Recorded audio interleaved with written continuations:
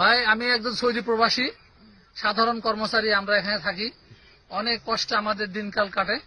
কিন্তু আমি দেশে যাব, এখানে আমার আত্মীয় স্বজনের সাথে দেখা করব, আমার ভাই ব্রাদার বাপার সাথে দেখা করবো, কিন্তু আমি দেশে যেতে পারতেছি না, কারণ টিকিটের কারণে।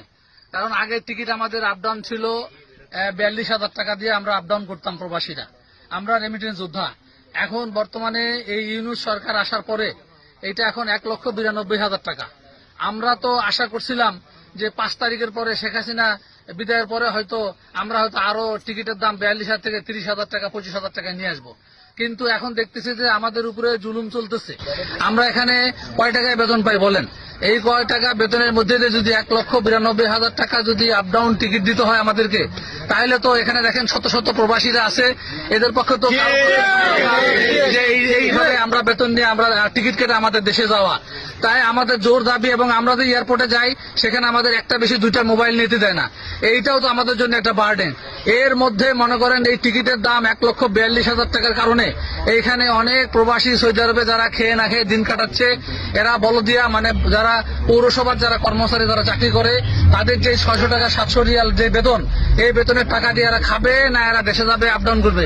এখানে রাস্তাঘাটে প্রচুর বাঙালি আমরা পাই যারা তারা খায় না খায় দিন কাটাতেছে, এবং তাদের দিকে তাকাইলে আমরা থাকতে পারি না।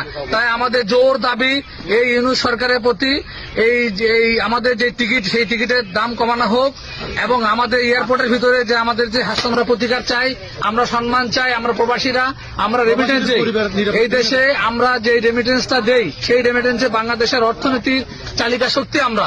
বাংলাদেশে গার্মেন্টস সেক্টরের পরবর্তীতে এই যে আমাদের দেখেন দাঁড়ায় আছে শত শত প্রবাসী, এরা অর্থনীতির মূল চালিকা শক্তি আমরা।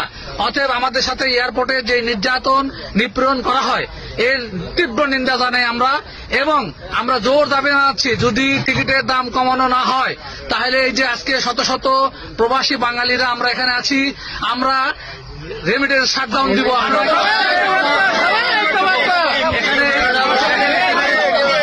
বাঙালিরা অনেকে বিক্ষুব্ধ।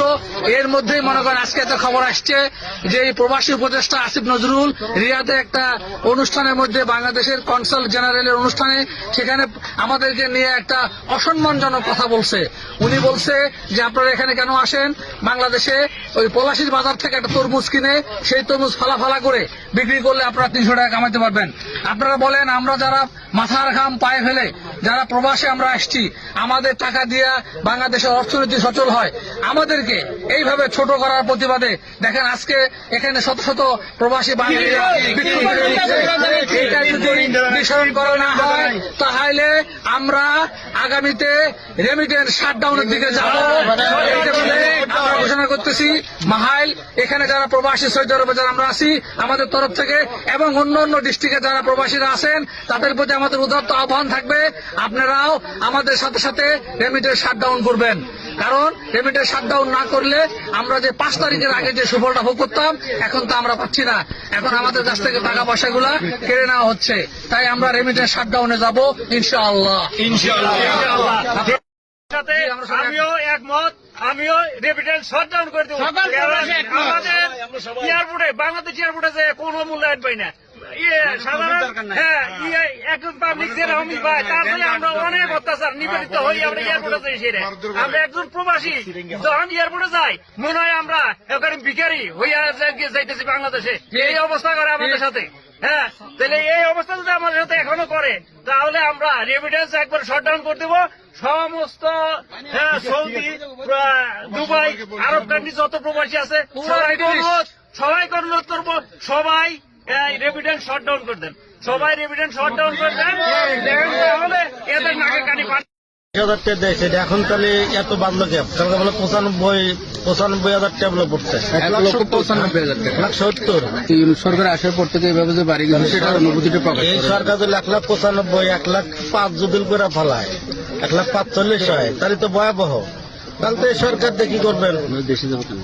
দেশে আমরা দাম কেমন কেন? আমার যে বেতন 1,90,000 টাকা ইয়াতে 1 বছরে লাগবে আমার টিকিটের টাকা জমাইতে। 500 রিয়াল বেতন দিয়ে কি হয়? ঠিক আছে তো, ঠিক আছে, ঠিক আছে, কি হইব? নিরাপত্তা নেই ছেলে মেয়ে তো শেষ আর নিজের জানি বাঁচবে না, ছেলে মেয়ের চিন্তা করে লাভ আছে? ছেলে মেয়ের নিরাপত্তা আমাদেরকে হয়রানি করে। এয়ারপোর্টে ফিটাই আমাদেরকে। এয়ারপোর্টে টন পিটান, এটা যে বর্তমান যে ট্রলিও পাই না মাল নেওয়ার জন্য। কথা বাদ দেন, এখন এখন গাড়ি পাওয়া যায় না, তার ট্রলিতে কি করবে? ট্রলিতে কি করবে? ঠিক কথা। আমরা বাংলাদেশের তাহলে একটা দিন হিসাব করেন যে বাগদাস্তান গেছিলাম গত 1 বছর আগে, ব্যাগ দুটি পাচ্ছিলাম না, ছেড়ে দেশে চলে গেছিলাম, তাহলে এইটাই বাংলাদেশ আবার শুরু হয়েছে।